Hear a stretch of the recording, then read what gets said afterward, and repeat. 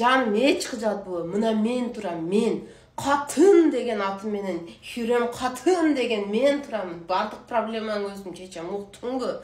Мына окуган эмесиңби, өзүм окутам. 2 жылдан кийин президент кылбасам, сеничи мынантип бир жерде ручка кармап отуруп калбасаң, Ирсалат атым өтсүн бул дүйнөдөнчү. Түшүндүңбү?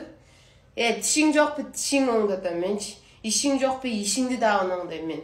2 этаж, 3 этаж үйлөрдү салам, машинаны миндирип чыкытып коем. Туугандарым оозу ачылып челюстү мияка түшүп калгандай болот. Уктуңбу жаным? 10 000 бериш керекпи? Кошумча мен берем, мына мен чечем бардыгынчы. Бардык сасыган, ириген, чириген жерин баарын оңдоп коем. Ичесиңби, ичирбей коем мен. Урулук кыласыңбы, жинди болосуңбу, жалган сүйлөйсүң, бардыгы калып кетет. Ата-энең 20 жылда бере албаган тарбияны мына мен берем.